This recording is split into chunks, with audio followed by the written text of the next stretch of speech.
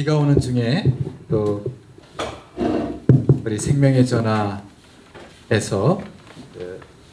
왜 교회는 자살 예방을 해야 하는가라고 하는 주제를 가지고 함께 생각할 수 있는 기회를 갖게 돼서 대단히 감사드리고 뜻깊게 생각합니다.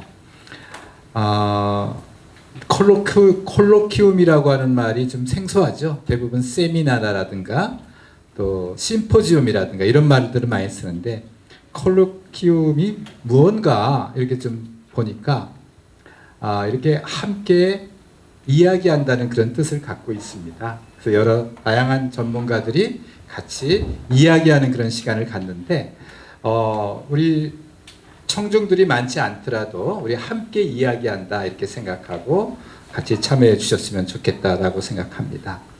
여러분들이 계시는 이 건물은 우리 생명의 전화가 1986년도에 세워진 건물입니다. 그때 주로 자원봉사자들이 벽돌 한 장 보내기 운동을 해서 이 건물을 세운 바가 있습니다. 당시에 그 한국유리 명예회장인 최태섭 회장께서 건립위원장을 하시면서 생명의 전화 이 자원봉사 운동들을 좀 더 확산시키자라고 해서 이 건물을 세웠고요. 그 이후로 많이 노후되긴 했지만 우리가 소중하게 이 건물에서 여러 가지 사업들을 전개하고 있습니다. 오늘 특별히 어쩌면 그 1976년도에 생명의 전화가 시작이 됐는데 그때부터 지금까지 생명의 전화는 우리 사회의 자살 방지적인 역할들을 일정한 부분 감당해 왔고 많은 기관에 자살 방지적인 역할을 할 수 있도록 하나의 인큐베이터 역할들을 해오지 않았나라는 생각을 해봅니다. 오늘 아까 전에 우리 남소호 회장님께서 말씀하신 것처럼 좀 생명의 전화는 좀 기독교적인 정체성을 가지고 시작한 그런 단체입니다.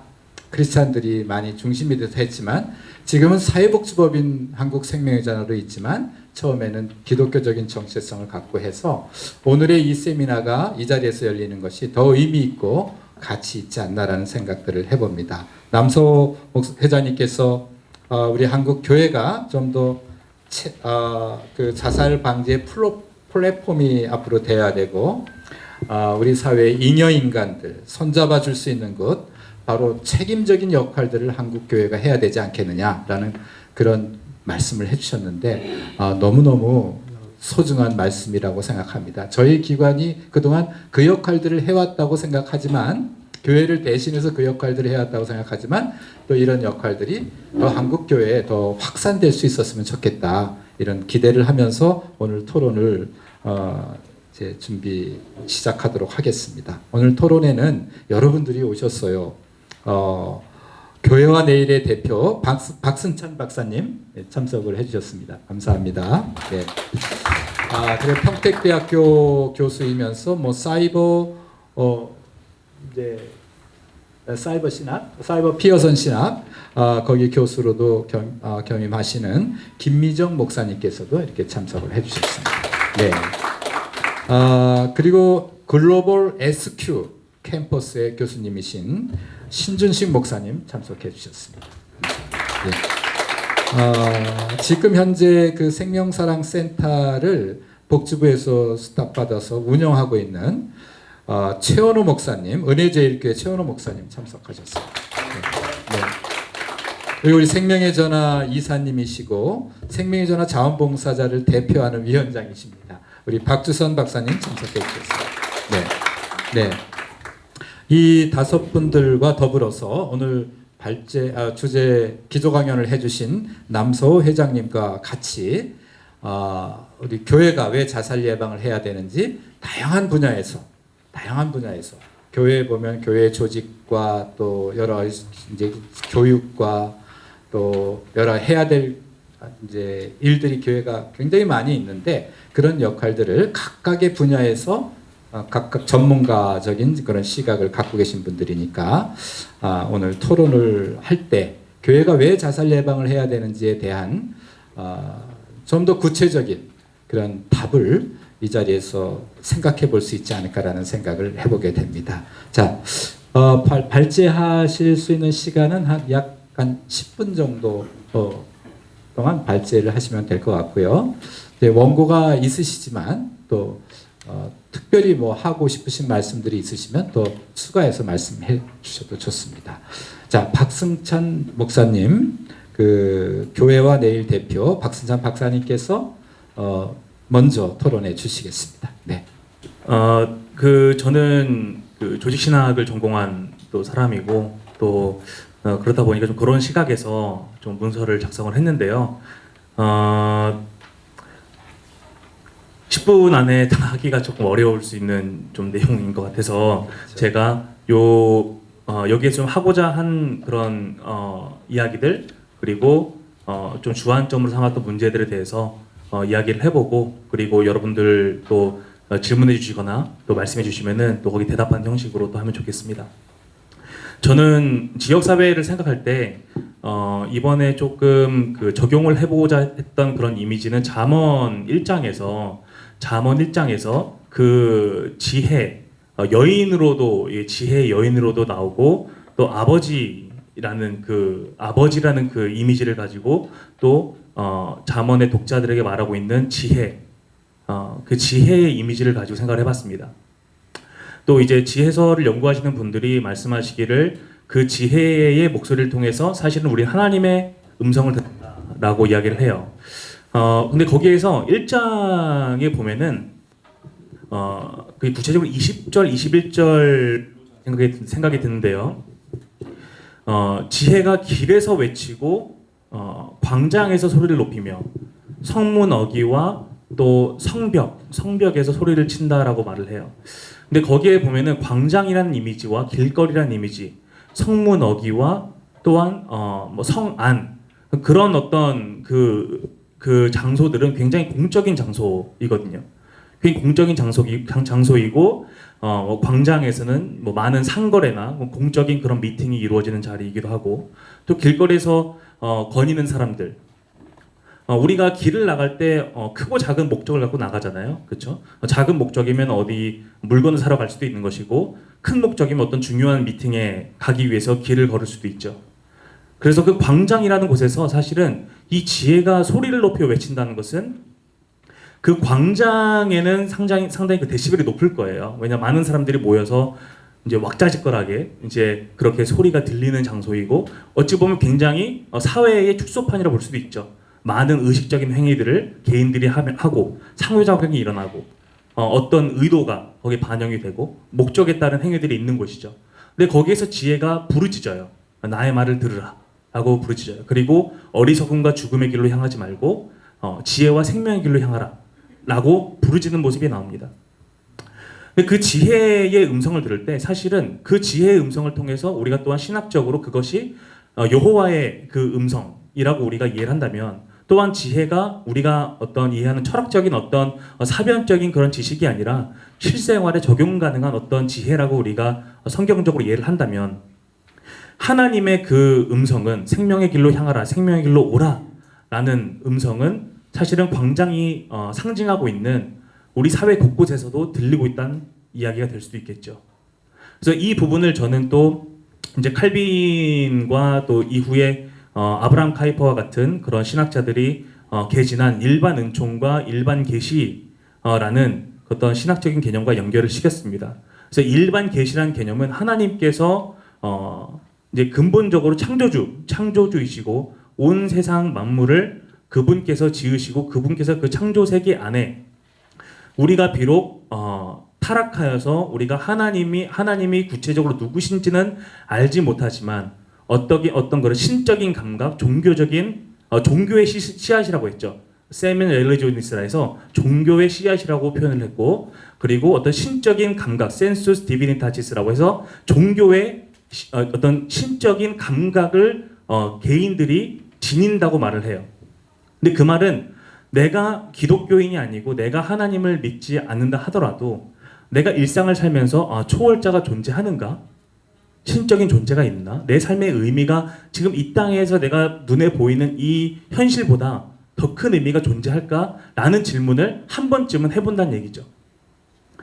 근데 그 목소리, 창조 세계에서 온갖 그 광활하고 우리가 지금까지도 다 알지 못하고 지금도 알아가기 위해서 노력하고 있는 이 광활하고 거대하고 아주 신비한 이 창조 세계 가운데 하나님께서 우리에게 늘 그렇게 부르신다는 얘기를 또 우리가 해볼 수가 있습니다. 근데 그런데 저는 또 한편에서 다른 생각을 해봤습니다. 근데 현재 어떤 특히 학계에서 이루어지는 그런 흐름 가운데 형이상학에 대한 어떤 거부, 형이상학에 대한 회의, 어떤 이런 흐름이 좀 있어요. 형이상학에 대한 회의가 있고 그것이 왜냐하면 그것이 어떤 물리적으로나 자연과학적으로 증명 불가능한 것이다라는 그런 인식 때문에 형이상학적인 어떤 실제에 대한 회의, 영혼의 존재, 사후 세계, 좀 그런 것들에 대한 근본적인 회의가 있습니다. 근데 실제로 사실은 철학자분들은 거기에 대해서 굉장히 반대를 하세요. 철학자분들은 우리가 우리의 삶과 우리의 존재를 그저 물리적인 실제로만 볼 수는 없다. 그 이상의 뭔가가 있다. 그분들이 기독교인이 아니어도 그 이상의 뭔가가 없다라고 우리가 결론을 내리기 어렵다라고 얘기를 하시거든요. 그런데 어떤 기류 자체는 굉장히 그런 의미라든지 삶의 의미라든지 초월적인 어떤 그런 영역에서의 존재 이런 것들에 대해서 굉장히 회의하는 방향으로 가고 있다는 거죠. 근데 그랬을 때 제가 이제 여기서 좀 말씀을 좀 드리고자 한 것은 인간을 이원론적으로 보느냐, 그러니까 육체와 영혼으로 보느냐, 아니면 인간을 그냥 육체로 보느냐라는 어떤 그런 부분도 생각해 볼 수가 있고요. 거기에 따라서 내가 인간을 육체로 보고 영혼의 존재를 부정한다면 그렇다면은 초월적인 어떤 삶의 의미는 그것에 의해서 사라지는가? 생명은 그것 때문에 덜 존중이 돼야 되는가? 아니면 더 존중이 돼야 되는가? 내가 영혼의 존재를 인정한다면 나의 삶은 그만큼 더 가치가 있는 것으로 여겨져야 되는가? 아니면 꼭 그렇진 않은가라는 질문을 해봤습니다. 그런데 이제 조엘 그린이라는 이제 미국 신학자가 발견한 어떤 그런 부분에 의하면은 우리가 꼭 영육 이원론을 견지한다고 해서 생명 존중의 행위를 행한다고 귀결될 수가 없는 거예요. 왜냐하면은 그 기독교 역사나 여태까지 서구 역사를 보면은 꼭 그렇지 않다는 거죠. 그 당시 영혼의 존재를 인정했지만 여전히 생명 경시적인 그런 어떤 행위의 결과들이 나왔고 꼭 이원론을 주장하는 것이 그렇지도 않다. 그렇다면은 인간을 어떤 물리적인 실제로만 보고 근데 거기에서의 문제점은 뭐냐면 이제 여기서 제가 소개해드린 윌리엄 해스커라는 그 신학자가 말하기를 비록 많은 물리주의자들은 이제 인간은 물리적인 존재로만 보는 겁니다. 근데 그분들이 기독교인들도 많아요. 낸시 머피나 케빈 코크론 같은 그런 신학자들 많이 있지만 그분들은 물리적인 존재로 인간을 이해하지만 꼭 그것이 어떤 형이상학적인 그런 현재의 존재 이상의 것을 말할 수 없는 것은 아니다라고 말을 해요. 하지만 해스커 같은 신학자는 그럼에도 불구하고 늘 물리주의적인 그런 관점은 환원주의로 흐를 수 있다. 즉 축소적으로 인간을 이해하는 그런 위험성을 가지고 있다라고 지적을 합니다. 왜냐하면은 그 유물론, 그러니까 물리주의에서 더 나가서 유물론으로만 본다면 인간의 행위는 자유롭지 않은 거예요. 왜냐하면 아원자 물리학이나 어떤 그런 가장 인간 존재의 가장 하층 부분으로 인하여서 인과관계가 형성이 돼서 인과적으로 어떤 원자에 의해서 이것이 유전자나 원자에 의해서 인간의 행위가 결정이 되는 것이지 우리가 말하는 어떤 정말 내가 자유하게 결정한다고 보지 않는 거예요. 근데 그런 위험이 있다는 거죠. 그런데 사실은 기독교에서 그렇게 말하지 않잖아요. 우리가 나의 원자와 나의 어떤 DNA에 의해서 내 모든 행위가 결정이 된다고 말하지 않죠. 그런 면에서 그런 어떤 저는 일원론과 이원론 이런 어떤 두 인간을 어떻게 보느냐에 따라서 그 방향이 결정된다라고 하는 어떤 의견에는 제가 동의가 되지 않았습니다. 그것에 의해서 결정된 것은 아니다. 결국에는 하나님과의 관계에서 우리가 이해를 해야 되는 것이고 하나님과의 관계라는 것은 우리가 이제 제가 첫 번째 잠언 1장에서 말씀드린 것처럼 광장에서 늘 기독교 신앙에서 이렇게 말하죠. 일반 은총과 일반 계시 가운데 하나님께서 그러니까 로마서 1장에서 말하는 것처럼 너희가 하나님께서 창조세계 가운데 그분 자신을 알 수 있게끔 스스로를 계시하셨음에도 불구하고 우리가 그분을 떠나서 여전히 사람과 여러 가지 종류의 우상으로 우리가 돌이켜서 허탄하게 되었다라고 말을 하죠. 그런데 그것은 또 한편으로 말하면은 하나님께서 늘 매 순간 자기 자신을 계시하고 계시다는 거죠. 창조 세계와 사회에서도 하나님의 목소리는 들리고 있다는 겁니다. 하나님과의 관계 가운데 있는 사람이 하나님을 잃어버리고 하나님이 없는 상태에서 내 삶의 의미를 찾고자 노력을 한다면 어떻게 그것을 찾을 수 있을까요? 라는 생각이 들었습니다. 왜냐하면 사람들이 이제 제가 광장 이야기를 하면서 이런 얘기를 했습니다. 우리는 광장에서 끊임없이 판단하는 존재로 또 판단받는 존재로 서 있다고 했어요. 판단을 하고 판단을 받아요. 근데 지금은 이제 남성 목사님께서 말씀해 주신 것처럼 디지털 내에서의 어떤 다른 차원의 광장도 있는 것 같아요.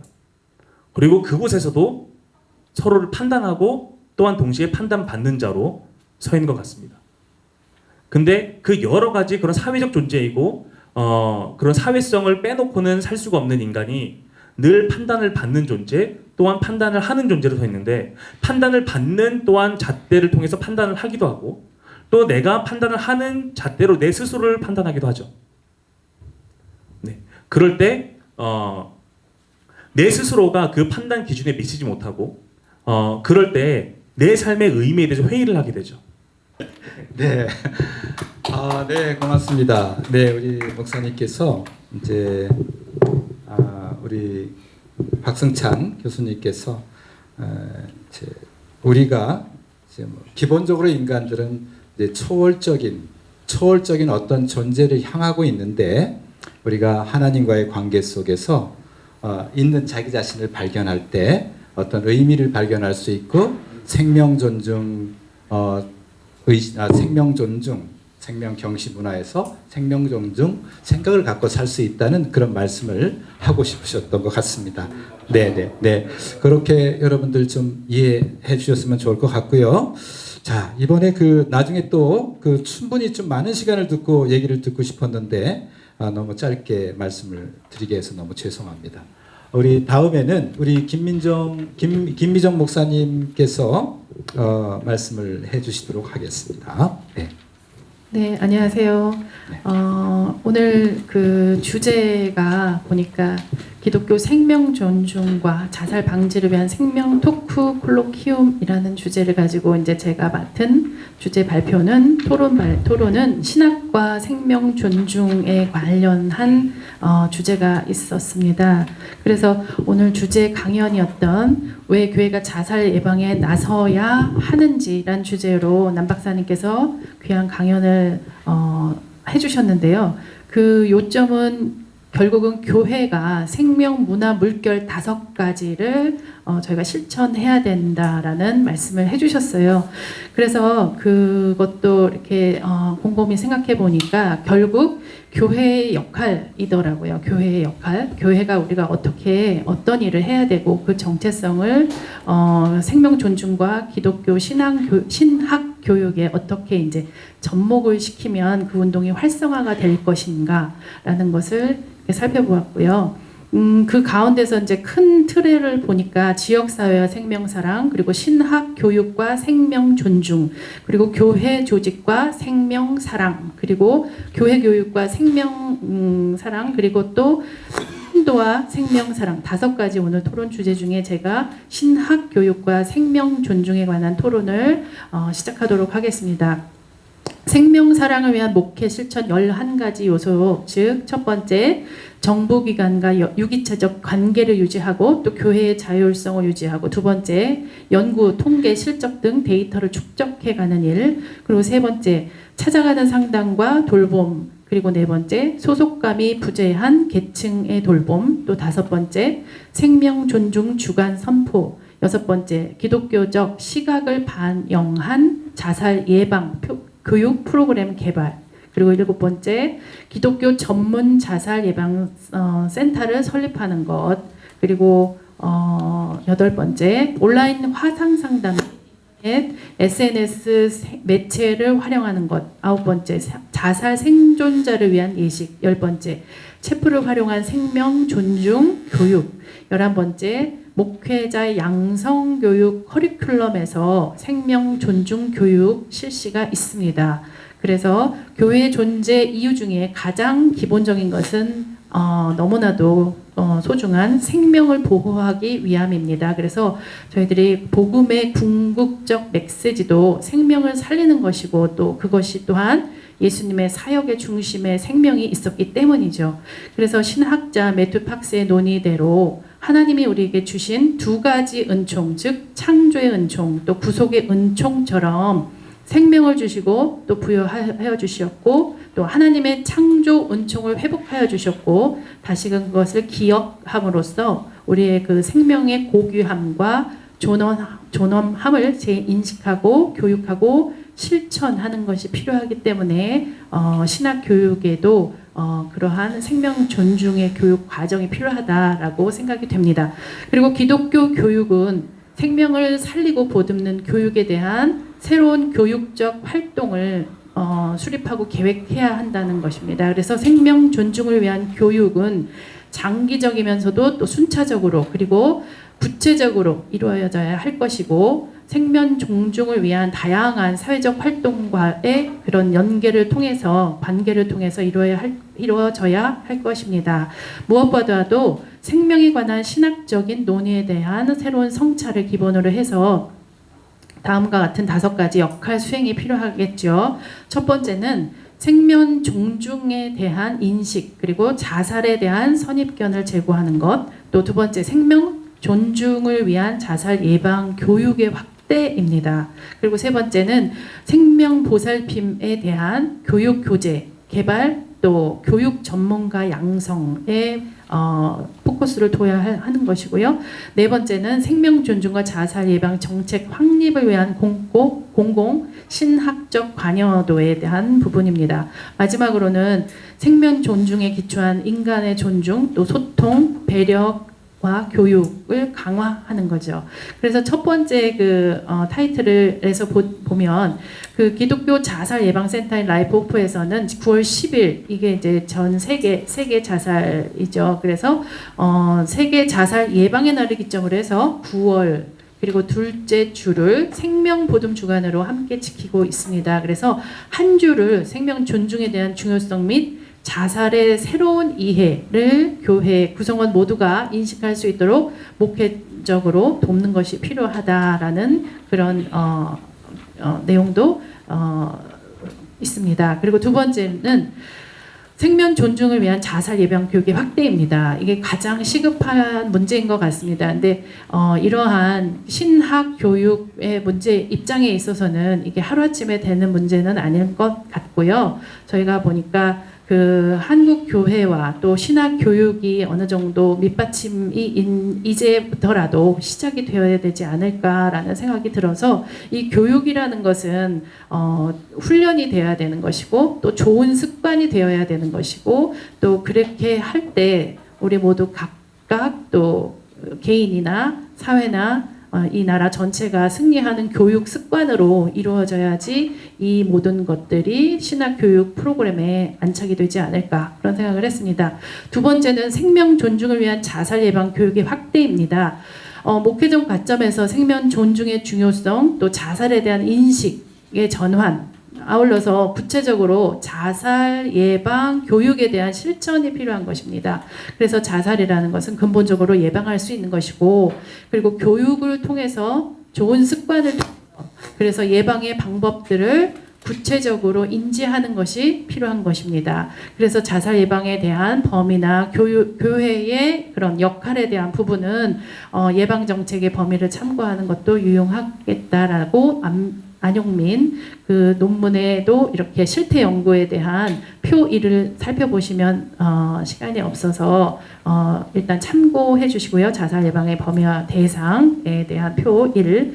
그래서 자살의 위험 수준에 따라 예방 대책이 다양하게 이루어져야 한다는 것이죠. 그래서 예방 정책을 자살 위험 수준에 따라 구분하고 자살할 그 급박한 위기에 놓인 사람들을 위해서 지시적 예방이 있어야 하고 자살할 가능성이 있는 사람들에 대해서는 선택적 예방이 있을 수 있다라는 거죠. 그리고 세 번째는 생명 보살핌에 대한 교육 교재도 개발을 해야 되겠고 이제 저희가 어떤 특정 전문 기관에만 어떤 이런 그 교육 전문가 프로그램이라든지 교재가 있는 것을 볼 수가 있는데요.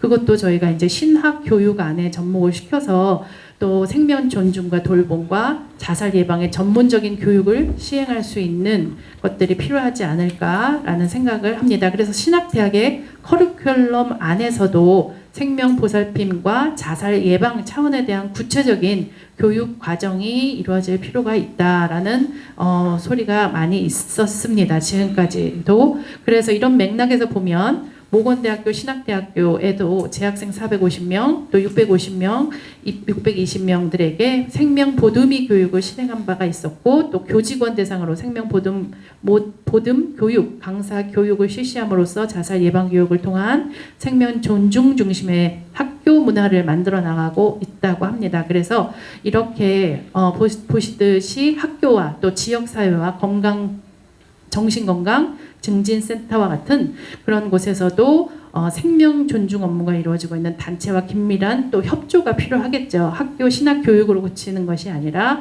그래서 기독교 교육학, 상담학, 사회복지학, 사회학, 의학 다양한 학문 간의 긴밀한 대화의 소통의 장이 필요하고 각 학문적 소통이 이루어지는 가운데에서 생명 존중 문화와 자살 예방의 실제적인 방안들을 실천하는 것이 필요합니다.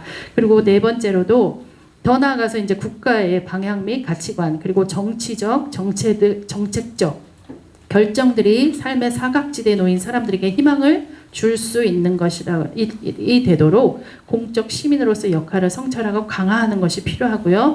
마지막 다섯 번째로는 생명 존중에 기초한 인간 존중, 소통, 배려, 교육 강화가 필요합니다. 그래서 이렇듯이 신학 교육은 기독교의 희망은 명백하게 그런 모순적 죽음의 근거 앞에서도 예수님의 부활의 표적들을 긍정하면서 살아가는 것이듯이 불안과 모순에도 불구하고 새로운 출구를 발견할 수 있는 이런 희망을 제시해야 합니다. 그래서 신학 교육에도 그것들이 잘 접목되어서 자살에 대한 신학적 논의와 아울러서 학문적인 대화, 또 사회적 기구와 연대, 또 실제적 교육 프로그램의 개발, 그리고 전문가 양성 등 목회 정책의 반영, 그리고 공적 시민으로서의 사회 변화를 위한 공공적 실천 등을 통해서 하나님이 부여하신 우리 인간의 삶의 존엄성을 회복하는 것이 필요한 시점입니다.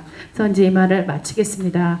루터는 1532년에 4월 7일 탁상 강화에서 이렇게 말했습니다. 나는 자살자가 확실히 정죄받는다는 견해에 동의하지 않는다. 내가 이 견해에 동의하지 않는 이유는 자살자들은 자살을 원해서가 아니라 어떤 악마의 힘에 사로잡혀 있는 것이기 때문이다. 그래서 자살자들은 숲속에서 강도를 만나 살해당한 사람과도 같다라는 표현을 했습니다. 그래서 이상으로 생명 존중과 자살 예방을 위한 생명 토크 콜로퀴엄 왜 교회가 자살 예방에 나서야 하는가 두 번째 토론 신학교육과 생명 존중에 관한 토론을 마치겠습니다. 감사합니다.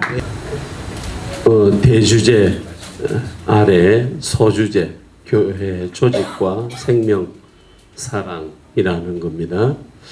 지금 최근까지도 우크라이나 사태가 많은 사람의 입에 회자되었습니다. 그러나 한 달 전에 발생한 이스라엘 하마스 전쟁이 그 모든 이슈를 다 집어삼키고 있는 그런 상태에서 자칫 우리는 진짜 우리가 늘 기억하고 있어야 될 어떤 이슈를 놓치고 있지 않나. 2022년 OECD 평균 자살률의 2배를 우리가 지금 갱신하고 있고요.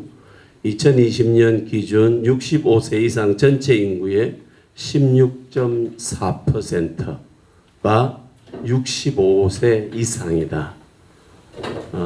초고령화 시대로 계속해서 나아가고 있고 작년 1인당 0.78명 미국에서도 거론하고 온 세계가 지금 아주 이슈로 삼는 건데 사실 우리는 어쩌면 잊어버리고 있는지 모릅니다. 이런 위기 앞에서 하나 감사한 것은 세상의 소금과 빛으로 하나님께서 우리를 부르셨다고 하는 겁니다. 이 위기 때에 교회를 하나님께서 세우셨다고 하는 것에 가능성이 있고 대안이 될 수 있다 하는 겁니다. 크게 이제 두 가지로 나눌 텐데 삶의 신학을 개발해야 된다. 좀 전에 신학 교육에 있어서 좀 어쩌면 구체적인 부분이 되겠습니다. 이 삶의 신학, 죽음의 신학이 아니라 삶의 신학의 성경적인 근거를 이 창세기에서 시편에서 그다음에 요한복음 3장에서 그리고 고린도전서 15장에서 이렇게 가져왔습니다.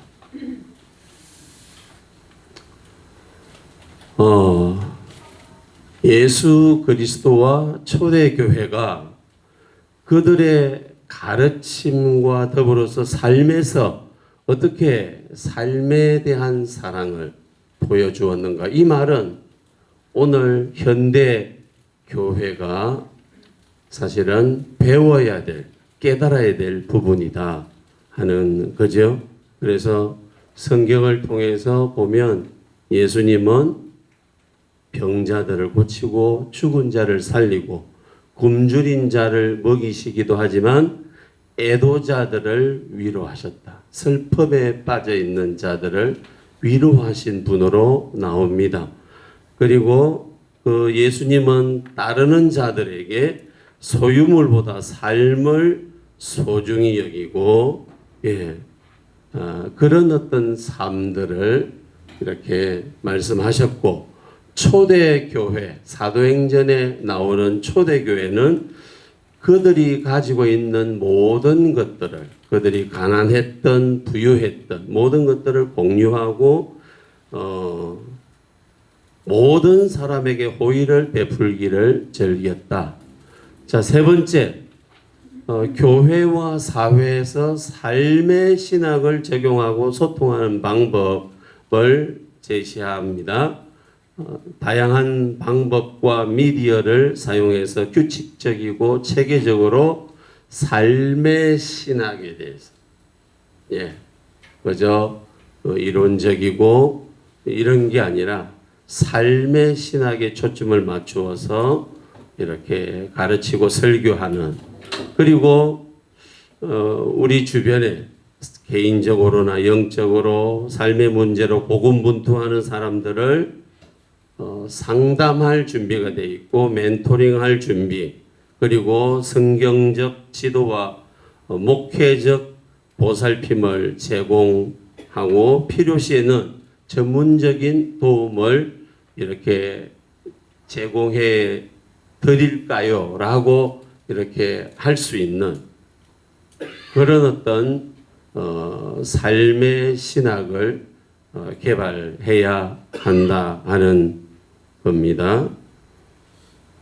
그 위험 집단들이 우리 주변에 계속 있습니다. 그런데 교회가 가지고 있는 여러 가지 그 참 조직이 있잖아요. 셀이라든지 구역이라든지 이런 것들을 통해서 지금 그 옥수중앙교회라고 처음에 이 주변에 있는 독거노인인가 그들에게 한 100가정에 이렇게 우유를 넣어준 우유가 하나의 도구죠. 그렇죠? 그래서 그 독거노인 우유를 방으로 안 가지고 들어갔다. 문 밖에 있다. 그 이상이 있는 거예요. 그렇죠? 또 신문도 마찬가지고 그래서 지금 아주 크게 지금 사역하고 있는 것을 보게 됩니다. 자, 이제 그 삶의 신학을 한 후에 그걸 가지고 또 기초를 닦은 후에 삶의 문화를 육성해야 하겠습니다.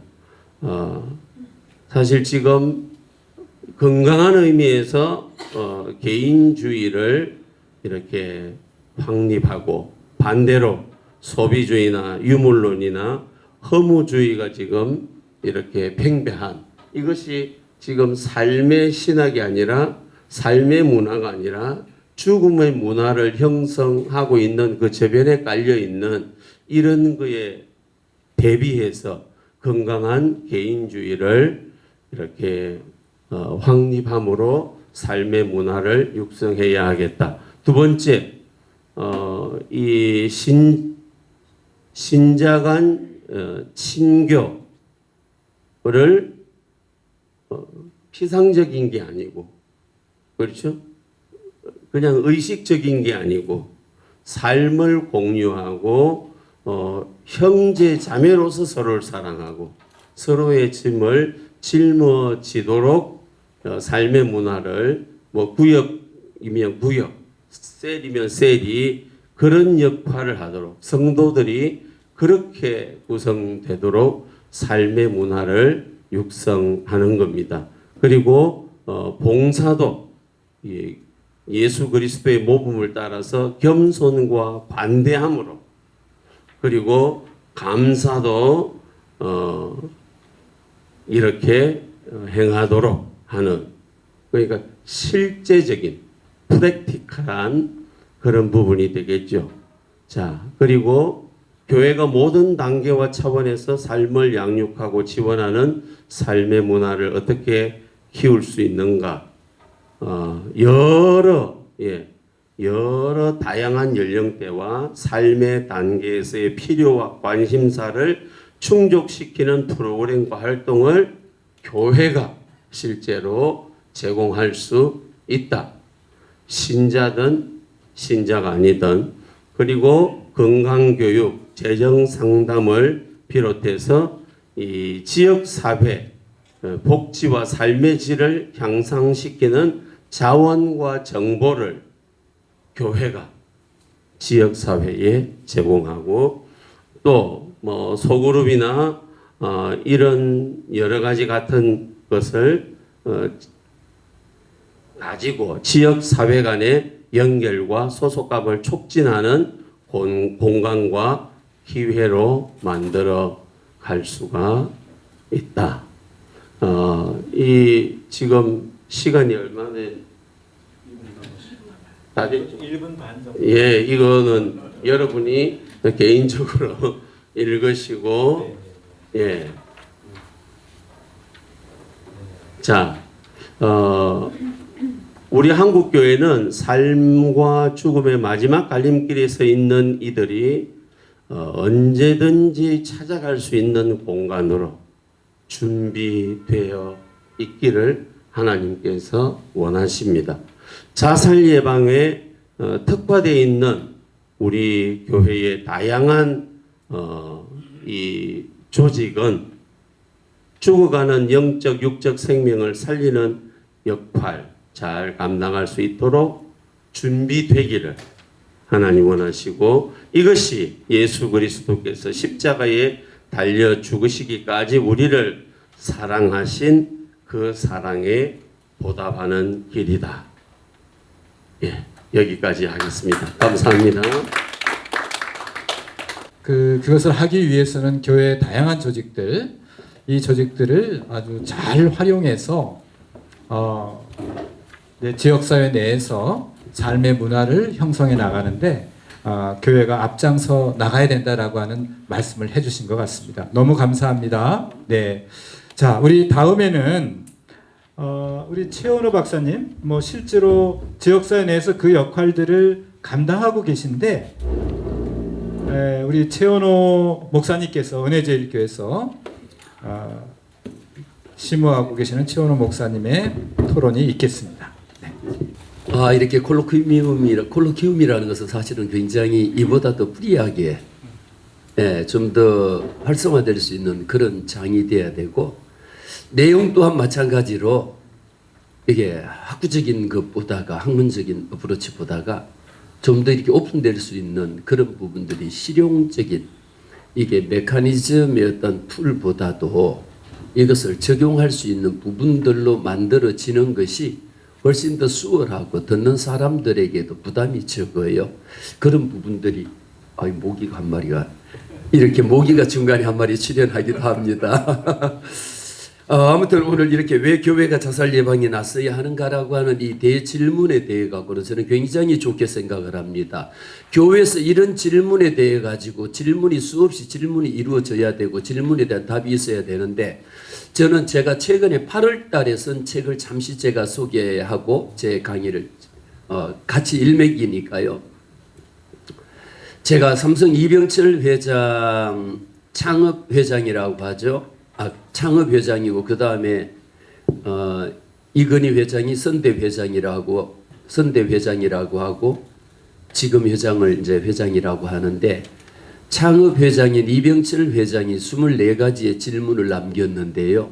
그 질문을 가지고 제가 챗GPT를 저는 이미 재작년 도입 시작하고부터 챗GPT를 가지고 지금 버전 4가지고도 지금 계속 실행을 하고 있다가 과연 챗GPT는 이병철 회장의 그 24가지 질문에 대해 갖고 뭐라고 대답할 것인가라는 것을 저는 시도를 많이 했습니다. 한두 달 시도한 것이 아니고 거의 6개월 이상에 대해 가지고 챗GPT를 세뇌를 시키고 억압을 시키고 공부를 시키고 해가지고 결국은 답을 얻어내는 방법을 왜 이병철 회장의 24가지 질문은요 저는 딱 이야기합니다.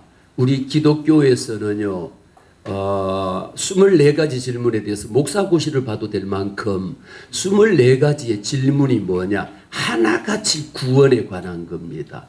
내가 죽으면 구원받을 수 있을 것이냐, 죄를 왜 하나님이 만드셨냐, 왜 악인과 선인을 있으면 왜 부자가 낙타기로 들어가는 것이 부자가 천국 들어가는 것이 낙타가 바늘기로 들어가는 것보다 더 어렵다고 했느냐. 이런 질문에 대한 삶과 죽음, 영혼 구원에 대한 천국과 지옥에 대한 이런 질문이 24가지 중에요. 24가지입니다. 그리고 그 중에 기독교에 대한 질문이 4가지 빼고는요. 전부 다 기독교 교회를 향한 질문이었고요. 4가지는 천주교에 관한 질문이었습니다. 그 중에 한마디로 이야기하면 구원론이고 기독론이고요. 비교 종교학이고요. 이런 부분들이 있는데 그 질문에 대해 가지고 왜 교회가 자살 예방에 나서야 하는가라고 질문을 던졌을 때 답을 찾을 수 있는 방법은 여기에 대한 접근할 수 있는 것은 여러 가지 방법이 있겠죠. 오늘 우리가 하고 있는 것처럼 이 질문을 찾는 것이 신학적인 관점에서도 찾을 수도 있고 지역사회에서 찾을 수도 있고 교회 속에서도 찾을 수가 있고 이렇게 다양한 방법의 도구적인 방법에서 봤을 때에 우리가 이 문제를 과연 자살 예방에 나서야 될 수밖에 없는 상황이 어디 있느냐라는 것을 저는 원고에서 보면 교회라고 하는 것은요, 교회가 가장 중요하게 여기는 가치가 뭡니까? 생명 존중이라는 겁니다. 구원이라는 겁니다. 그런데 구원은요, 사람이 살아 있어야 구원받을 거 아니에요. 내년 2024년도부터 이제 이 자살 예방 전화번호가 하나로 통일된다라는 거 여러분 아시잖아요. 109번으로 통합이 된다라는 거. 한 영혼이라도 자살하는 인을 제로로 줄이자라 109번으로 112, 119 이런 식으로 바꾸자라는 거. 지금 1393 이 모든 세계 대표적인 번호가 하나로 통합이 되어진다라는 것에 대해 갖고는 저는 정책적으로 왜 교회가 자살 예방에 나서야 하는 거에서도 마찬가지로 일맥상통하게 저는 생각합니다. 모든 사람들이 위기에 처했을 때 우리는 119하고 112도 구분을 못해가지고 위기의 상황에 처하면 119에 할 것을 112에 하면 112에서 119로 하세요라고 하잖아요. 자살 예방에 대한 이런 부분들도 우리는 그렇게 하나의 어떤 그 체계를 갖는다라는 것도 저는 굉장히 중요하고 또 저는 오늘 와서 이렇게 콜로키움 하면서 이런 내용은 실제로 한국 교회가 자살 예방에 나서야 되는가라고 했을 때에 그럼 한국 교회 언론이 얼마나 많습니까? 예? 언론, 한국 교회 언론이 기독교 언론만 해도 수백 개가 될 터인데 그 언론에서 얼마나 관심을 가지고 있느냐라는 것은 이것은 우리들만의 잔치가 되거나 우리들만의 콜로키움이 돼서는 안 된다라는 거예요. 포럼이 되든 뭐가 되든 간에 이것을 확산시킬 수 있는 방법은 내가 100마디의 말을 한다 할지라도 지금은 별것 아닌 거 가짜를 갖고도 온갖 뉴스 데스크피를 하는데 한 생명 구하자라고 하는 생명 존중에 대한 부분들에 대해 갖고 한국 교회 이름으로 시행되는데도 불구하고 이 부분에 대해서 기독 언론들이 과연 얼마나 관심을 갖고 있고 우리가 한 행사에 대해 가지고 얼마나 많은 보도가 나와질 거냐라는 거예요. 왜냐하면 제가 이렇게 말씀을 드리는 것은 자살 시도하고 이런 사람들은 저도 우리 상봉동 은혜 제일교회가 저도 23년 동안 학교에 있다가 지금 목회한 지가 이제 4년이 됐습니다. 그래서 지금 오로지 목회 현장에 나와서 집중하고 있는데 그래서 그런 부분들을 우리 생명의 전화에서 저를 추천해 주셔가지고 보건복지부에서 지정하는 생명사랑센터라고 하는 것을 지정을 받아갖고 하고 있는데 이 부분도 교회 역할 중에는 현장 실제 필드에서요. 저는 중랑구인데 중랑구 지역에서도 우리 지역 주민들에게 교회가 이것을 실제적으로 그분들에게 어떻게 다가갈 것인가라고 하는 것은요.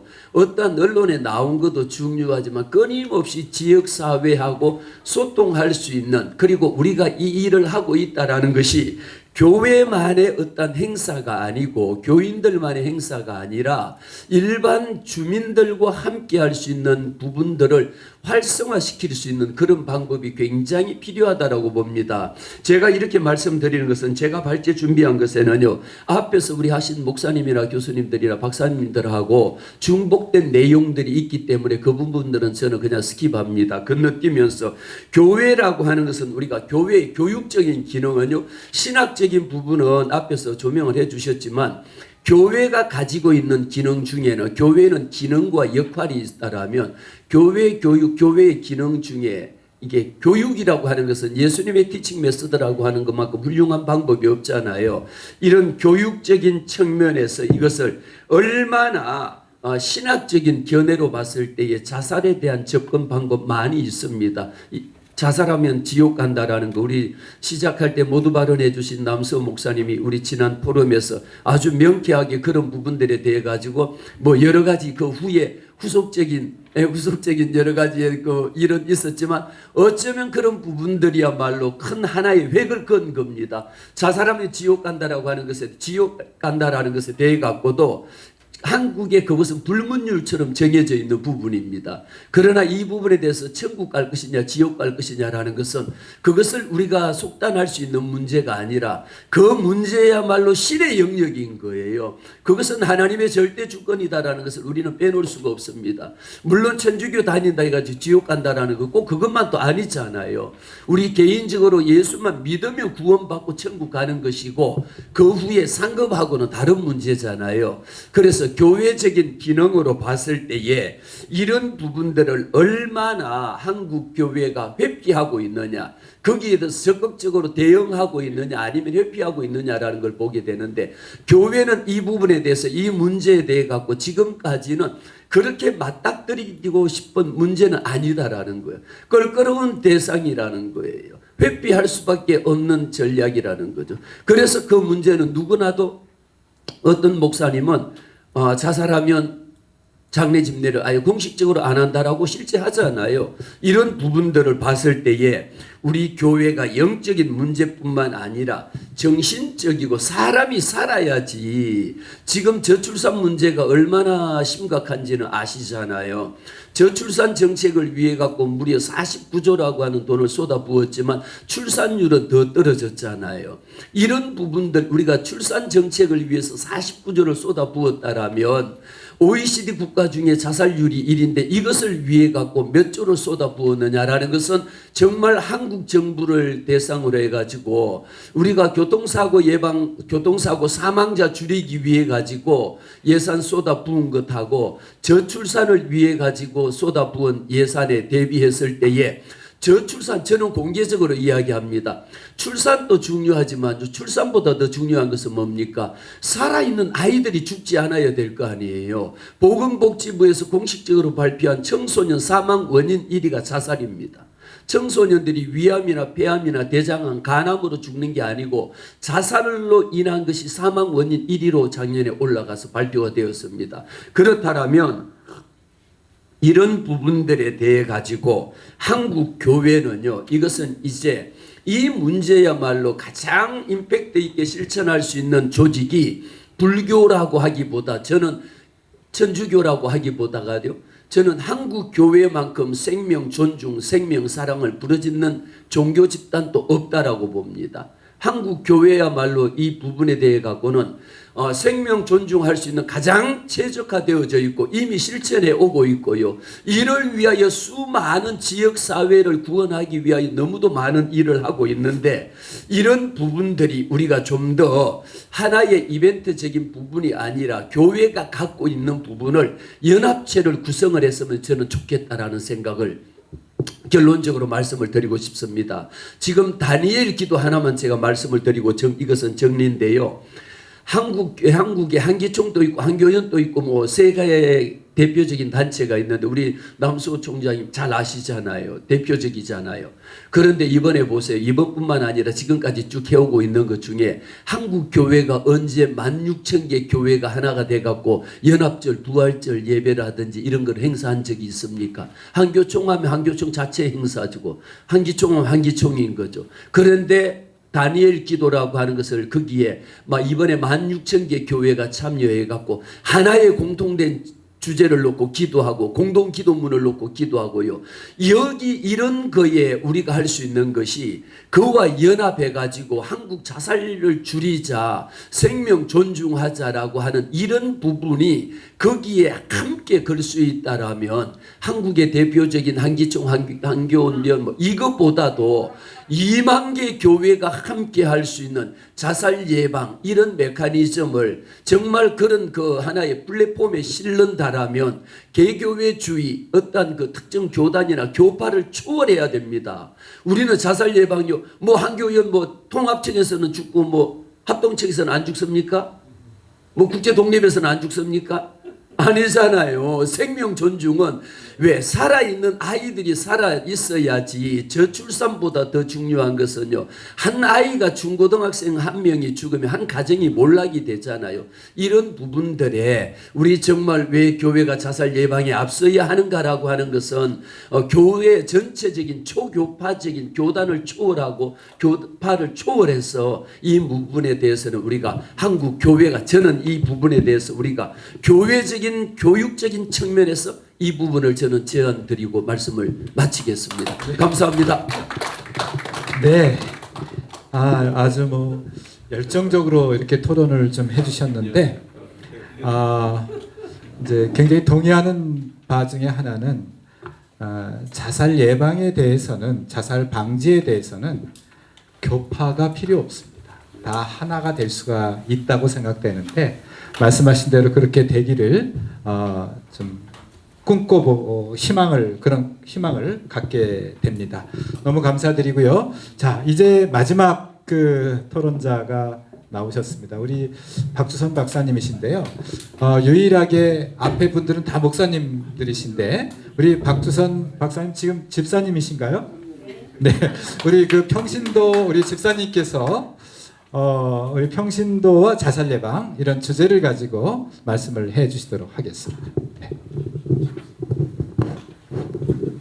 네, 반갑습니다. 감히 목회자님들 옆에서 제가 평신도로서 오늘 교회가 자살 예방에 나서야 하는가, 제가 맡은 부분은 자살 방지를 위한 평신도의 역할과 사명입니다. 저는 생명의 전화 이사를 하고 있습니다. 박주선입니다. 반갑습니다. 오늘 한국생명운동연대와 생명사랑 목회 포럼이 공동 주최하는 자살 방지를 위한 콜로키움에 함께 토론을 할 수 있어서 뜻깊게 생각합니다. 본인은 기독교 평신도의 한 사람으로서 한국 교회가 자살 방지와 생명 존중 사회를 위해 좀 더 앞장서야 한다는 생각을 하고 있습니다. 21년 한국 종교별 신자 인구수를 보니까 개신교가 1,028만 7천 명, 한 20% 차지하고 있고요. 불교가 874만 4천 명, 17%, 천주교가 565만 8천 명, 그래서 11%를 차지하고 있습니다. 우리나라에는 한국 종교인 평화회의가 있고 또 한국 종교자 지도자 협의회가 있어서 연대 활동을 하고 있는데 7대 종단을 보면은 불교, 가톨릭, 개신교, 원불교, 유교, 천주교, 민족 종교가 여기에 속합니다. 우리나라 종교 인구가 거의 과반을 차지하고 있습니다. 기독교는 종교 중에서 가장 많은 평신도를 보유하고 있는데 5명 중 1사람이 기독교 평신도입니다. 그런데 기독교 윤리 실천 운동은 23년 한국교회가 사회적 신뢰도 조사에서 기독교는 다른 종교에 비해 친근감이 19%, 호감이 16% 낮게 나타났습니다. 종교인을 포함한 우리 국민 4명 중 3명이 한국교회를 신뢰하지 않는다는 대답입니다. 조사에서 한국교회를 신뢰한다는 응답자는 21%로 신뢰하지 않는다가 74%에 비해 크게 낮았습니다. 이러한 조사는 기독교인들이 우리 사회의 문화를 주도해 나가지 못한다는 의미라고 생각합니다. 기독교가 우리 사회에 만연하는 죽음의 문화를 생명 살림의 문화로 바꾸어 가는데 소극적이지 않은가 돌아보아야 한다고 생각합니다. 우리나라의 자살 방지는 생명과 평화의 가치를 추구하는 종교의 큰 역할을 한다고 생각합니다. 우리 사회에서 가장 많은 평신도 신자를 지니고 있는 기독교의 책임이 더 크다고 할 수 있습니다. 자살 방지와 생명 존중 사회를 만들기 위한 기독교의 평신도들의 역할과 사명을 생각해 보는 것은 매우 뜻깊은 일이라고 생각을 합니다.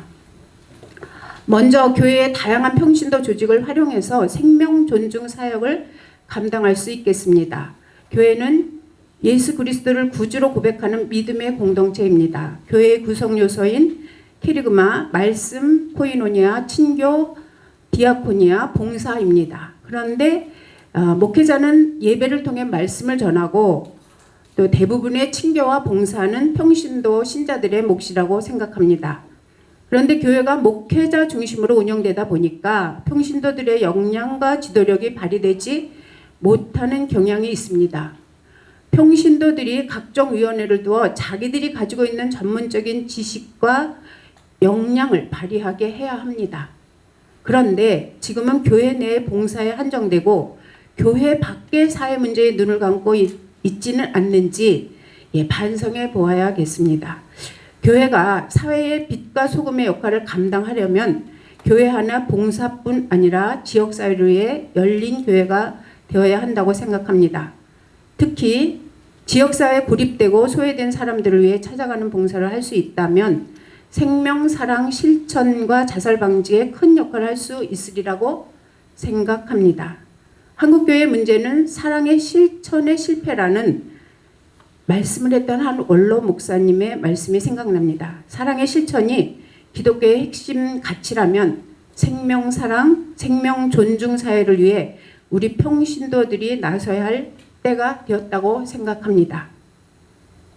다음으로 기독교적 가치관을 가지고 움직이는 다양한 기관과 단체 시설들이 생명사랑 운동에 참여할 수 있습니다. 우리나라가 살기가 힘들고 사회복지가 제대로 되지 않을 때 고아, 노인들, 장애인 시설 등의 사회복지는 모두 기독교가 담당했다고 생각합니다. 우리나라 기독교에서 복지법인 52%, 종합복지원이 운영의 45%, 노인복지시설 63%, 종교사립학교의 72%, 해외 원조단체 23개 중 17개 단체가 우리 기독교 평신도 지도자들이 하고 있습니다. 이들은 기본적으로 인간 존중에 따뜻한 마음을 갖고 있는 분들입니다. 이 시설들에서 생명 존중과 자살 방지에 대한 관심을 갖는다면 비용 효율적인 자살 방지적 효과가 있다고 생각합니다. 그러므로 기독교의 평신도 지도자들이 자살 문제에 관심을 갖도록 노력해야 한다고 생각합니다. 끝으로 평신도인 본인의 생명의 전화 봉사 경험을 이야기하면서 이야기를 마치고자 합니다. 본인은 1980년 생명의 전화 5기 상담원으로 시작하였습니다. 생명의 전화는 매년 한 차례 자원봉사 상담원들을 교육하여 전화 상담을 하고 있습니다. 상담원 대부분은 기독교 평신도들입니다. 상담원들은 자발적으로 참여하며 아무 보상을 바라지 않고 이타적인 마음으로 봉사하고 있습니다. 자기 돈을 내고 자기 시간을 들여서 봉사하는 것입니다. 10년, 20년, 30년 이상 봉사하는 분들이 여기 생명의 전화 안에는 많습니다. 본인도 43년간 생명의 전화에서 봉사하고 있습니다. 이들 봉사자들은 교회뿐 아니라 사회에서 생명을 살리는 데 기여하고 있다는 보람을 갖고 있습니다. 생명의 전화 봉사는 나에게 보람과 삶의 의미를 갖게 합니다. 물론 평신도 중에는 전문적인 자원봉사 상담원들도 많이 있습니다. 본인은 봉사관리위원장으로 생명사랑 밤길 걷기 운영위원장으로 현재 18년째 운영하고 있죠. 생명을 살리는 일에 보람있게 참여하고 있습니다. 생명의 전환 평신도 사역입니다. 생명사랑 기독교의 가장 큰 가치입니다. 한 사람의 생명은 천하보다 귀하다는 정신을 갖고 있습니다. 이들 가치로 무장된 평신도들이 무수히 많습니다. 이들이 자살 방지의 사명을 감당하도록 교회 지도자들이 독려해야 합니다. 그럴 때 기독교가 사회로부터 더욱 신뢰를 얻게 되고 생명 존중의 아름다운 사회를 만들어갈 수 있을 것이라고 생각합니다. 이상으로 자살 방지를 위한 평신도의 역할과 사명에 대해 말씀드렸습니다. 경청해 주셔서 감사합니다. 감사합니다. 네, 고맙습니다. 딱 찍힌 것 같은데. 네, 아주 시간도 잘 지켜주시고 저희들에게 정말 그 대부분 뭐 기독교라고 하면 이제 교회 지도자들과 평신도들로 이렇게 구성이 되는데 그 중에 이제 평신도가 좀 더 큰 역할들을 할 수 있도록 했으면 좋겠다라고 하는 그런 말씀을 해주신 것 같습니다. 너무 감사드립니다. 고맙습니다. 자, 이제 여러분들이 다 토론을 다 하셨는데 아까 제일 처음에 우리 박승찬 그 박사님 말씀을 듣다가 뭐 저희들이 좀 다음에 좀 얘기를 좀 하시겠다고 하셨는데 조금 뭐 더 추가로 말씀해 주실 말씀이 있으면 지금 한 2분 정도 시간을 좀 드리겠습니다. 네. 감사합니다. 이렇게 네, 호의를 해주셔서 감사합니다. 네, 다름이 아니라 제가 아까 전에 어디에서 저희가 마쳤는지 기억하시나요? 네. 그래서 그 얘기를 계속 그 얘기 전체를 그 얘기를 이어서 하지 마시고 그 얘기 전체적인 것에서 꼭 지역 사회 내에서 우리 교회가 할 수 있는 일들이 어떤 것이 있는지 그것을 좀 말씀해 주시면 좋을 것 같습니다. 네, 그렇다면은 이렇게 좀 말씀을 드리겠습니다. 제가 그 광장이라는 이미지를 통해서 지역 사회를 묘사를 했잖아요. 네, 거기에서 이제 그 지혜의 음성이 그 광장과 길거리와 성문 어귀와 성벽에서 울리고 있다라고 했을 때 사실은 그 목소리는 하나님의 목소리이고 교회는 그 광장 안에 있는 존재거든요. 그 광장 안에 교회가 있는 것이고 그 광장 세상의 광장이죠. 그 세상의 광장인데 저는 교회가 그리스도의 광장이 되어야 된다고 생각합니다. 그리스도의 광장을 보여줘야 되고 결국에는 그 지혜의 목소리가 그리스도의 목소리이고 하나님의 목소리이거든요. 그래서 그리스도의 광장이 되었을 때 그 그리스도의 광장 안에서는 다른 언어가 거기에서는 나눠지게 되고 죽음과 정죄의 언어가 아니라 생명의 언어죠. 생명의 언어이고 삶을 더욱더 풍요롭게 하는 그런 언어가 이루어지는 곳이 저는 교회라고 생각을 합니다. 그리고 교회가 그런 광장이 되어야 되고 또 왜냐하면은 우리가 아까 전에 이제 신뢰도 말씀을 우리가 또 들었지만 우리의 말과 행위가 우리의 언행이 사실은 상당 부분 그러니까 좀 불일치보다 일치가 많을 때 설득력이 있거든요. 그러니까 광장이 되어야 하는 거죠. 우리가 그러한 광장이 되어야 하는 그 부르심이 있는 것이고 그럴 때 또 그 광장에서 그리스도의 그 법칙을 그 지혜의 목소리를 내는 사람들은 목회자뿐만 아니라 성도들이거든요. 모든 성도들이 그 목소리를 내는 존재들이고, 또 신약의 교회는 모든 성도들이 성령을 받고 성령 안에 살면서 성령을 통하여서 하나님의 그 목소리를 낸다고 말을 하기 때문에 사실은 저는 평신도 분들의 그런 사역을 목사님들이 독려하는 것을 넘어서 조금 더 나아가서 평신도 분들을 우리가 성도로 우리가 받아들인, 나도 목사도 성도죠. 네, 본질적으로. 그렇다면은 성도들의 사역을 저는 교회의 사역으로 인정을 하는 방향까지 고려했으면 합니다. 네, 그렇게 고려했으면, 그런 방향까지 가서 이것이 성도 혼자만의 사역이 아니라 교회가 이것을 함께 감당하고 지원할 수 있는 것은 지원하고 하는 방향으로 방향을 조금 더 틀어서 나아갈 수 있으면 하는 생각이 좀 있습니다. 네, 여기까지 하겠습니다. 네, 고맙습니다. 네, 교회가 이제 그리스도의 광장으로서의 역할들, 지역사회 내에서 좀 빛과 소금의 역할, 확실한 어떤 역할들을 할 수 있도록 해야 된다라는 그런 말씀을 주신 것 같습니다. 네, 고맙습니다. 지금까지 여러분들의 이야기를 들어보니까 우리 한국 교회가 생명 존중 또 자살 예방을 위해서 다양한 분야에서 해야 될 역할들이 굉장히 많다는 그런 생각들을 해봤습니다. 혹시 지금까지 토론의 이야기를 들으시면서 플로어에서 뭐 질문을 하거나 또 의견을 좀 첨부하거나 하실 분이 있으면 좀 말씀해 주셨으면 좋겠습니다. 다양한 이야기를 하셨습니다만은 저는 남소 목사님이 이야기하신 자살한 사람들이 지옥에 간다라는 말이 엄청난 자살 유가족들한테 멍해가 되고 이들을 교회가 끌어안지 않다 보니까 자살자들이 늘어났다는 원인도 된다고 생각합니다. 그 사람들이 왜 죽었겠습니까? 왜 죽냐 말이죠. 이 좋은 세상을 두고 자살자들이 희망이 없고 어렵고 힘들고 악플로 K-팝 애들 그 구하나 설리 이런 애들이 왜 죽습니까? 그 젊은 애들이 왜 죽었냐 말이죠. 그 댓글로 계속 공격을 하고 당연히 수했습니까? 그들이 죽었는데 그들은 지옥 가야 됩니까? 그건 아니라고 생각하거든요. 우리 하나님의 말씀에 누가복음에 성경이 가진 자, 억눌리고 힘들고 못 가진 자 이런 사람들을 구원하는 것이 나는 기독교의 가장 사명이라고 생각하는데 과연 자살자들에 대해서의 그 원인을 교회가 생각을 해봤냐? 교회는 여태껏 자살 결과만 가지고 이야기를 했어요. 결과만. 자살자가 생겼으니까 그 사람 저 장례도 안 치러주고 넌 죄인이다. 그러나 그 사람은 세상에 없지만 그 남은 유가족 아시지만 자살 유가족의 자살률이 30배, 50배. 그들이 조성민이가 최진실이 죽고 최진영이 죽고 조성민이가 죽고 자살은 굉장히 전염병입니다.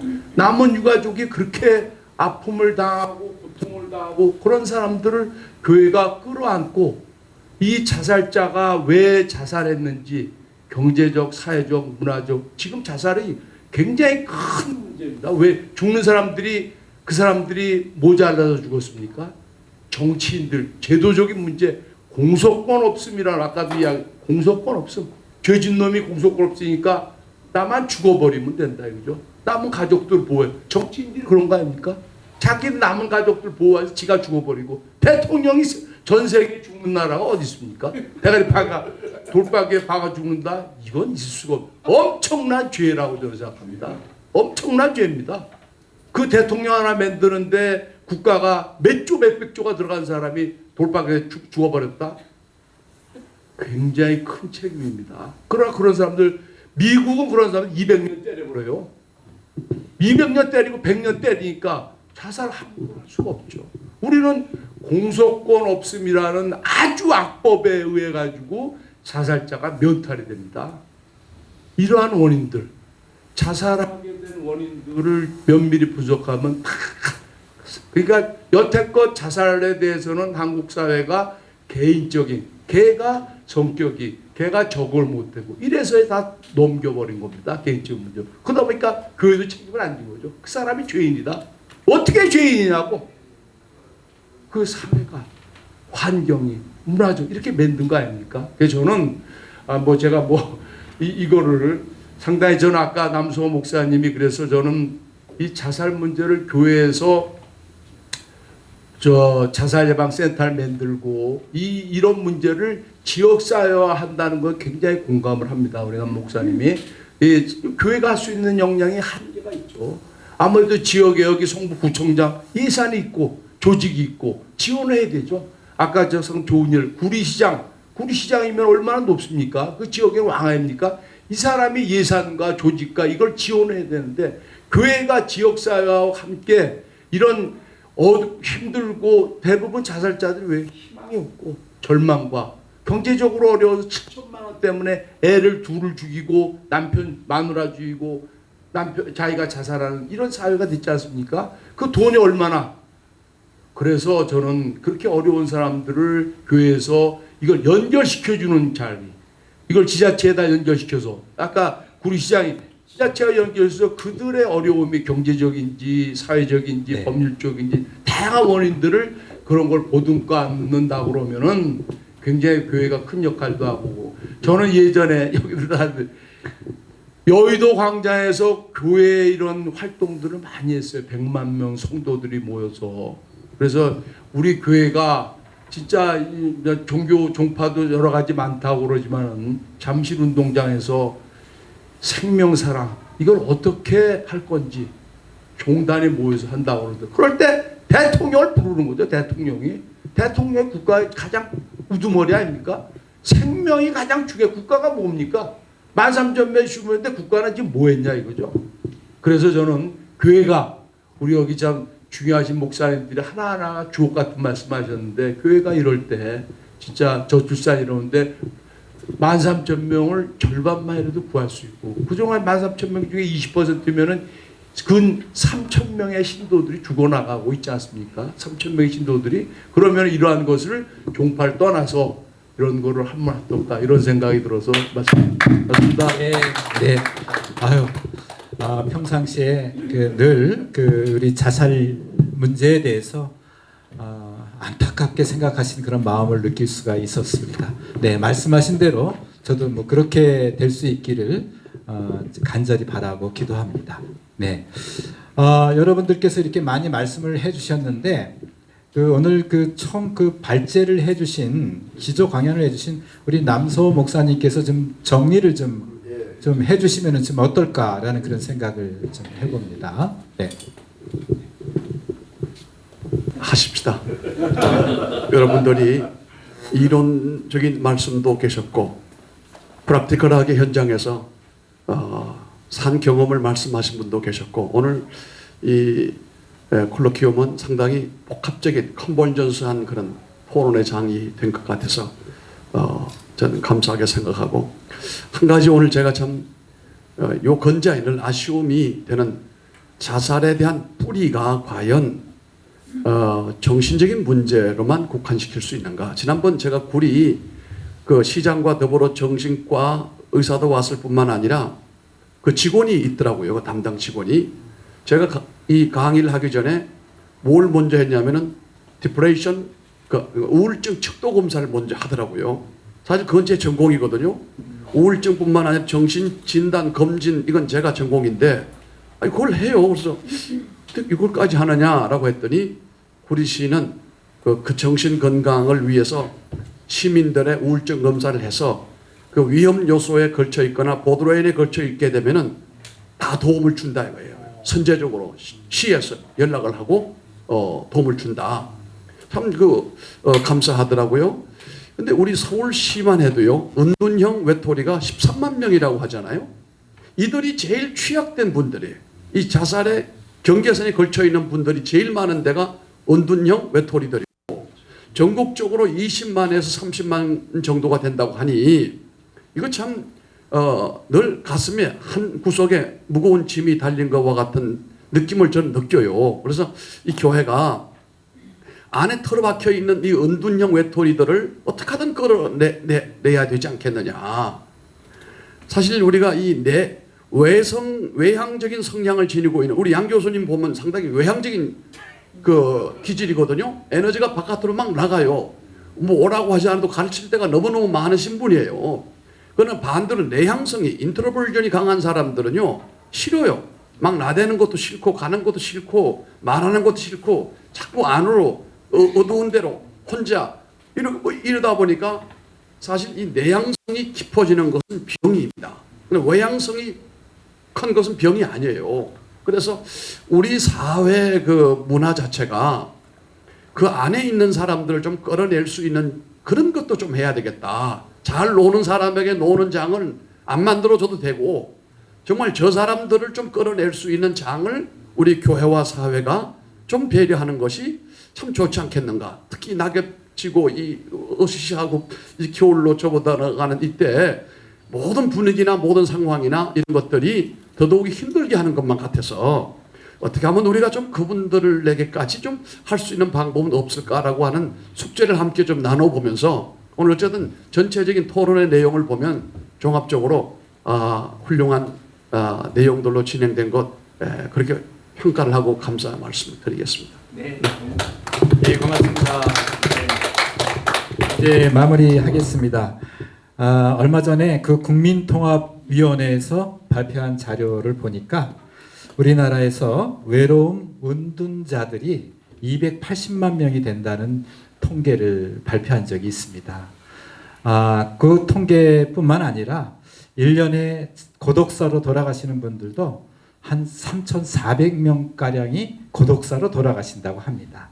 이 은둔한 사람들, 또 고독사로 돌아가시는 분들, 또 자살 문제, 이런 문제들을 종합적으로 바라볼 때 제가 보기에는 우리 한국 사회가 좀 너무 단절되고 또 너무 외롭고 고독한 사회가 되지 않았나라는 생각을 해봅니다. 교회는 사랑의 공동체 아니겠습니까? 가장 또 생명의 공동체이기도 하고요. 교회가 그런 공동체 의식들을 함양해 나간다면 지역사회 내에서 자살 예방도 지역사회를 위로하고 또 자살 예방에 적극적으로 앞장선다면 아마도 우리 사회의 자살 문제들이 많이 해결될 수 있을 것 같다라고 하는 희망을 좀 갖게 됩니다. 오늘 끝까지 2시간 반 정도 이렇게 함께 해주셔서 감사드리고요. 오늘 여기서 토론은 마치도록 하겠습니다. 감사합니다. 네. 우리 하상훈 원장님 너무 수고하셨습니다. 자장으로서의 역할 굉장히 힘든 일이거든요. 그래도 한 분 한 분의 말씀을 이렇게 요약해서 정리해서 이렇게 얘기해드리는 그 모습이 너무 아주 다시 한번 박수 한번 부탁합니다. 수고 많이 하셨습니다. 우리나라의 모든 자살 정책이 국가가 주로 보건복지부라는 그 정책 국가가 지금 다 진행하고 있거든요. 이걸 지방자치단체로 전부 실행하도록 하는 보건복지부는 그냥 정책과 방향만 제시하고 지원해주는 역할만 하면 되지. 지방자치단체에서 거기에 있는 교회, 거기에 있는 뭐 종교단체들, 거기에 있는 지방자체에 있는 시민사회단체들이 움직이면서 같이 이 실천에 옮길 때 바로 이 자살은 예방은 재사살이 엄청 낮아질 것으로 저는 생각해 봅니다. 제가 생명문화를 처음 창설한 게 2014년인데요. 2015년, 6년, 7년 저희 경기도 이 31개 시군을 저희 경기도 자원봉사센터를 저희가 움직였어요. 마침 그때 이 사회통합수석을 했던 박인주 씨가 자살 예방 자원봉사센터 전체 센터장으로 계실 적에 연간 한 5천에서 7천 정도를 저희가 생명문화가 받아가지고 MOU 맺으면서 경기도 전체 자살 예방 교육 프로그램을 운영한 적이 있습니다. 처음부터 시작할 때는 센터장들, 지도자들부터 뭐 좀 시키자. 그래서 합숙을 시켜가지고 자원봉사센터 센터장들 교육 먼저 시키고 그 다음에 각 시군에 있는 자원봉사센터의 지도자들, 팀장급들이죠. 모두 한 5명씩 좀 뽑아라. 한 150여 명이 만들어질 거 아니겠어요? 30개 시군이. 그분들 기초과정, 뭐 심화과정, 지도자과정, 아마 우리 하상훈 원장님이 강의하러 오시고 한성열 교수, 유영권 연세대 교수 많은 분들이 교육을 참여를 그 강의를 해주셨어요. 그러면서 이걸 근 3년간을 내리하다 보니까 그때 당시에 남경필 도지사셨는데 그걸 하다 보니까는 보통 이제 그 해 바로 그 나타나지 않잖아요. 자살률이 한 1년 후, 2년 후에 나타나요. 결과가 22, 3%의 10만 명당 자살률이 19명 또는 22, 3명이 19명, 18명으로 줄어들어가요. 실질적으로 그래요. 바로 경기도 전체가 움직이는 거죠. 특히 자원봉사 요원들은 한 사람당 7, 8명 또는 10명의 생활이 좀 어려우신 분들 이렇게 직접 만나고 도와주고 병원에 데려다주고 은행에 같이 가지고 30만 원씩 받는 거 있잖아요. 이런저런 이 활동을 계속 하다 보니까 직접적으로 활동이 이루어져요. 그래서 저는 자살 예방 운동은 자원봉사센터에 있는 분들이 하시는 게 최고 좋겠구나 하는 그런 인식을 했었던 거거든요. 아마 이 성북구도 그런 점에서 큰 역할을 하실 거로 봅니다. 성북구는 예. 이번에 그 성북구가 그 서울 시내에서 자살률이 가장 많이 떨어진 구가 그 결과예요, 그게. 25.7%가 떨어졌는데 성북구는 자살률이 인구 10만 명당 18.2명. 이렇게 된다니까요. 전체 우리나라 전체가 25.9명인데 예. 18.2명으로 국가 자살 예방 계획의 2027년 목표가 인구 10만 명당 18명으로 줄어드는 건데 성북구는 그렇게 됐어요. 그래서 그럴 거예요. 예. 정신을 가지고 그거 한번 한 거하고 그다음에 또 하나가 여기 강원도 인제입니다. 인제군. 인제 군수하고 제가 또 MO를 맺어가지고 거기에서도 지도자 과정도 하고 뭐 일반 과정, 심화 과정 하고 막 분위기를 만들었거든요. 그 결과가 확 달라져요. 그 말은 지방자치단체가 바로 움직여줘야 한다는 그런 얘기가 되죠. 그래서 저희가 지금 목소리를 높인 게 정부가 갖지 말고 지자체에다 좀 맡겨라. 예산도 그쪽으로 보내주고 실제 움직이도록 해라 하고 지금 얘기를 하고 있고 그 지자체들은 그 지역에 있는 종교단체, 그 지역에 있는 시민단체와 함께 움직이자. 이래야지 일본의 경우가 그렇게 해서 확 반수로 50% 다운시켰거든요. 그런 과정을 우리도 해야 한다는 그런 생각을 해보면서 우리 종교단체의 역할, 왜 우리 자살 예방에 나서야 하느냐 하는 그런 의견들이 아주 멋있는 좋은 의견들이 지금 나왔습니다. 우리 이런 뜻을 우리 가슴속에 담고 주변에 많이 퍼뜨려 나가면서 자살률을 좀 낮추는 데 역할을 좀 하셔야겠습니다. 대단히 수고 많이 하셨습니다. 예, 감사합니다. 그리고